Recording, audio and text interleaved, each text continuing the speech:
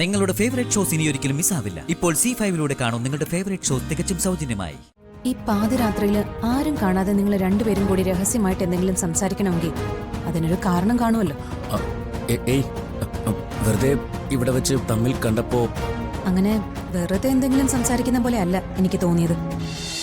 എന്റെ ഒരു മൊഴി മതി എന്നോടൊപ്പം നിന്റെയും ജീവിതം അവസാനിക്കാൻ. അത് മറക്കരുത്. ഒന്നും എനിക്ക് കേൾക്കണ്ട. എന്നെ ചതിച്ച് രക്ഷപ്പെടാൻ നിന്നെ ഞാൻ അനുവദിക്കില്ല. ഒരിക്കലും നന്നാവില്ല എന്ന ഒടുക്കത്തെ വാശി എന്തൊക്കെ ചെയ്തു, എന്നിട്ടും എന്തിലെങ്കിലും ഒന്നിൽ ജയിക്കാൻ കഴിഞ്ഞോ? തെറ്റുകൾ തെറ്റുകൾ തെറ്റുകൾ അല്ലാതെ മറ്റെന്തെങ്കിലും ഇന്ന് വരെ ചെയ്തിട്ടുണ്ടോ? നന്മയുടെ ഒരു വെളിച്ചമെങ്കിലും നിന്റെ ജീവിതത്തിലുണ്ടോ? നീ ഇതുവരെ ചെയ്തതിനെല്ലാം ഒരു ന്യായം ഉണ്ടാവുമെന്ന് ഞാൻ വിശ്വസിച്ചു. പക്ഷെ ആ കുഞ്ഞുങ്ങളെ കൊല്ലാൻ നീ തീരുമാനിച്ചപ്പോ നിന്റെ മനസ്സിലെ ക്രൂരതയുടെ ആഴം എനിക്ക് മനസ്സിലായി. നിന്നോടൊപ്പം ഇനി ഞാനില്ല.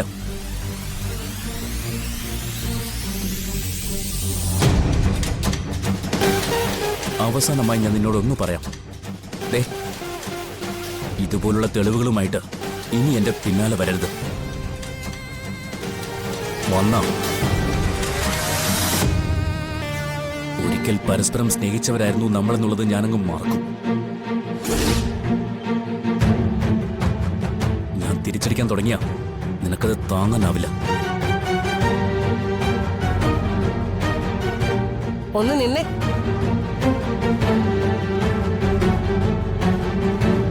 നിന്റെ പ്രസംഗം കൊള്ളാം, പക്ഷേ ഇവിടുന്ന് അങ്ങോട്ട് നിന്റെ തകർച്ചയാ. പ്രിയപ്പെട്ടതെല്ലാം നിനക്ക് നഷ്ടപ്പെടും. നഷ്ടപ്പെടുത്തും ഞാൻ. അത് വേണ്ടെങ്കിൽ ഞാൻ പറഞ്ഞത് നീ അനുസരിച്ചേ പറ്റൂ. ആലോചിക്കും, എന്നിട്ടൊരു തീരുമാനം എടുക്കും. ഒന്നുറപ്പായി ഇവർക്കിടയിലുള്ള പ്രശ്നം ചെറുതല്ല. എന്തായാലും ഇവരുടെ ഈ രഹസ്യ കൂടിക്കാഴ്ച ഞാൻ അറിഞ്ഞെന്ന് രണ്ടുപേരെയും ഇപ്പൊ തന്നെ അറിയിക്കണം.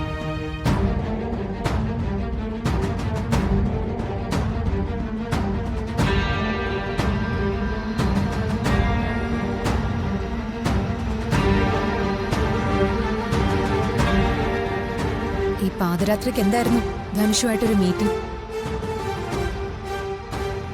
നിങ്ങളും അവനും തമ്മിൽ എന്താ ബന്ധം? എന്തിനാ നിങ്ങൾ അവനെ ഭീഷണിപ്പെടുത്തിയത്? എല്ലാം ഞാൻ കണ്ടു. ഇപ്പൊ മാത്രമല്ല, മുൻപും നിങ്ങളെയും ധനുഷിനെയും ഇതേപോലെ തന്നെ ഞാൻ കണ്ടിട്ടുണ്ട്. നിങ്ങളും ധനുഷും തമ്മില് ഈ വീട്ടില് മറ്റാർക്കും അറിയാത്ത എന്തോ ഒരു ബന്ധമുണ്ടെന്ന് മുന്നേ എനിക്ക് മനസ്സിലായതാ. എന്തിനാ നിങ്ങളെ അവൻ ഇത്രയും ഭയക്കുന്നത്? ഇത്രയൊക്കെ മനസ്സിലാക്കിയെങ്കിൽ പിന്നെ നിനക്ക് അതും കൂടെ അങ്ങ് സ്വയം മനസ്സിലാക്കിക്കൂടെ? എന്തിനാ എന്നോട് ചോദിക്കുന്നത്? ഇപ്പൊ സ്നേഹയുടെ ഭർത്താവാണ് ധനുഷ്. അതിനിപ്പോ ഞാൻ എന്ത് വേണം?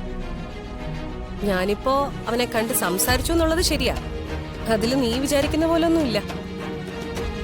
ഇനി അഥവാ ഉണ്ടെങ്കിൽ തന്നെ അതൊന്നും നിന്നെ ബോധിപ്പിക്കേണ്ട ഒരു കാര്യവും എനിക്കില്ല. അതിന്റെ ഉത്തരം ഞാൻ എന്റെ ഭർത്താവിനോട് പറഞ്ഞോളാം. എന്നെ ചോദ്യം ചെയ്യാനും തെളിവെടുക്കാനും നീ ആരാ? കൊള്ളാം. കുറ്റം ചെയ്തിട്ട് അതിൽ നിന്ന് രക്ഷപ്പെടാനുള്ള ഏറ്റവും എളുപ്പ വഴിയാ ഇതുപോലെ തിരിച്ചു ചോദ്യങ്ങൾ ചോദിക്കുന്നത്. ധനുഷിനെയും നിങ്ങളെയും ഈ പാതിരാത്രിക്ക് ഒരുമിച്ച് പുറത്തു വെച്ച് കണ്ട അതിലൊന്നുമില്ലെന്ന് വിശ്വസിക്കാൻ മാത്രം മണ്ടിയല്ല ഞാൻ. ഒന്നുമില്ലെന്ന് ആരാ നിന്നോട് പറഞ്ഞ്? ഞാൻ പറഞ്ഞോ? സത്യം പറഞ്ഞാ നീ വിശ്വസിക്കില്ല. പിന്നെ ഞാൻ എന്ത് ചെയ്യും? ദേ, എനിക്കൊരു ഫോൺ വന്നപ്പോ മുറിയിൽ റേഞ്ച് കിട്ടാത്തതുകൊണ്ട് പുറത്തേക്ക് പോയി. അപ്പോ ധനുഷ് അവിടെ നിൽക്കുന്നത് കണ്ടു. ഞങ്ങൾ തമ്മിലൊന്ന് സംസാരിച്ചു പോയി. അതിനാണോ നിന്റെ ഈ ചോദ്യം ചെയ്യല്? എന്റെ മുന്നിൽ നിന്ന് കള്ളം പറഞ്ഞ് രക്ഷപ്പെടാമെന്ന് നിങ്ങൾ വിചാരിക്കരുത്. നിങ്ങൾ രണ്ടാളും പറയുന്നതൊന്നും ഞാൻ കേട്ടില്ല എന്നുള്ളത് സത്യ. പക്ഷെ രണ്ടുപേരും സംസാരിച്ച രീതിയും സാഹചര്യവും രണ്ടുപേർ അപ്രതീക്ഷിതമായി തമ്മിൽ കണ്ടപ്പോ സംസാരിച്ച പോലെ അല്ലായിരുന്നു. അത് മനസ്സിലാക്കാനുള്ള സാമാന്യ ബുദ്ധിയൊക്കെ എനിക്കുണ്ട്. ഓഹോ, പിന്നെ എങ്ങനെയായിരുന്നു ഞങ്ങൾ സംസാരിച്ചത്? നിങ്ങൾ അവനെ ഭീഷണിപ്പെടുത്തുമല്ലായിരുന്നോ? എനിക്ക് അങ്ങനെയാ തോന്നിയത്. തോന്നിയതല്ല, സത്യം അത് തന്നെയാ. സത്യം പറ, എന്തിനാ നിങ്ങൾ അവനെ ഭീഷണിപ്പെടുത്തിയത്? എനിക്കത് നിന്നോട് പറയാൻ സൗകര്യമില്ല. നീയേ കൊണ്ടുപോയി കേസ് കൊടുക്ക. എന്നോട് നിങ്ങൾ പറയണ്ട. ഞാൻ കേസ് കൊടുക്കാനും പോകുന്നില്ല. പക്ഷെ പല നാൾ കള്ളൻ ഒരു നാൾ പിടിയിലാവുമെന്ന് നിങ്ങൾ കേട്ടിട്ടില്ലേ? അതുപോലൊരു ദിവസം നന്ദേട്ടന്റെയും ഈ വീട്ടിലുള്ള എല്ലാവരുടെയും മുന്നിൽ നിങ്ങൾക്ക് ഉത്തരം പറയേണ്ടി വരും. നിന്റെ ഈ ഭീഷണിയൊന്നും എന്നോട് വേണ്ട. നിന്റെ ഭരണത്തിന്റെ കീഴിൽ ഈ വീട്ടിലെ എല്ലാരും നിൽക്കുമായിരിക്കും. പക്ഷേ അതിന് എന്നെ കിട്ടില്ല. ഇതേ ആള് വേറെയാ. അതെ, ഇപ്പൊ നിങ്ങൾ പൊയ്ക്കോ. പക്ഷെ ഇത് ഞാൻ വിടാനൊന്നും പോകുന്നില്ല. നിങ്ങളെ കൊണ്ട് ഇതിനുള്ള മറുപടി ഞാൻ പറയിച്ചിരിക്കും.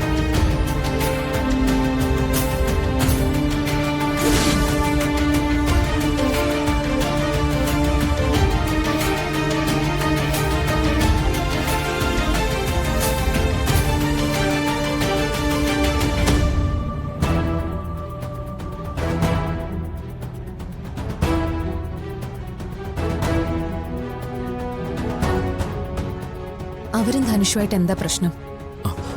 അത് നിങ്ങൾ തമ്മിൽ സംസാരിക്കുന്നതൊക്കെ ഞാൻ കണ്ടു. ഈ പാതിരാത്രിയില് ആരും കാണാതെ നിങ്ങൾ രണ്ടുപേരും കൂടി രഹസ്യമായിട്ട് എന്തെങ്കിലും സംസാരിക്കണമെങ്കിൽ അതിനൊരു കാരണം കാണുമല്ലോ. ഏയ് വെറുതെ ഇവിടെ വെച്ച് തമ്മിൽ കണ്ടപ്പോ അങ്ങനെ വെറുതെ എന്തെങ്കിലും സംസാരിക്കുന്ന പോലെ അല്ല എനിക്ക് തോന്നിയത്. അവര് ധനുഷിനെ എന്തോ പറഞ്ഞ് ഭീഷണിപ്പെടുത്തുന്ന പോലെയാ എനിക്ക് മനസ്സിലായത്. ഈ കൂടിക്കാഴ്ചയ്ക്ക് പിന്നില് എന്തോ രഹസ്യമുണ്ടെന്നും എനിക്ക് മനസ്സിലായി. ധനുഷിന് എന്നോട് എന്തെങ്കിലും പറയാനുണ്ടോ? ഇപ്പൊ ഒന്നും പറയാൻ പറ്റില്ല. എല്ലാം ഞാൻ പിന്നീട് പറയാം.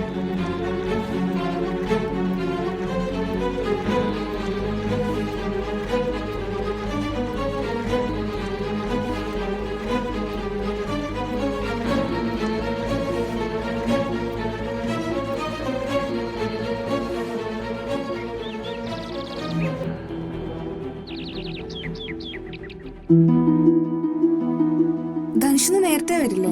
ആ, 1-2 മീറ്റിങ്ങുകളുണ്ട്. അത് കഴിഞ്ഞാൽ ഉടനെ വരും.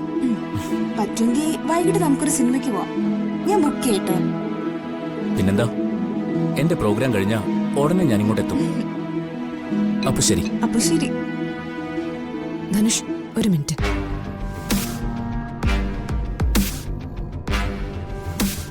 എനിക്ക് ധനുഷിന്റെ ഒരു ഹെൽപ്പ് വേണം. ധനുഷ് ടൗണിലേക്കല്ലേ പോകുന്നത്? അതെ. ഈ ബാഗില് 50 ലക്ഷം രൂപയുണ്ട്. ഒരാൾക്ക് കൊടുക്കാൻ അച്ഛൻ എന്നെ ഏൽപ്പിച്ചതാ.